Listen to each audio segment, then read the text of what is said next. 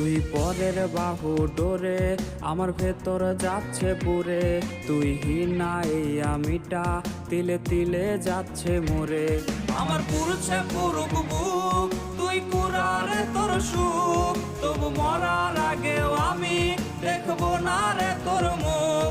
আমার মৃত আত্মাটা তোরে ডাকবে একদিন খুব, আমি দেখবো সেদিন তুই ওরে কেমনে রবি চুপ।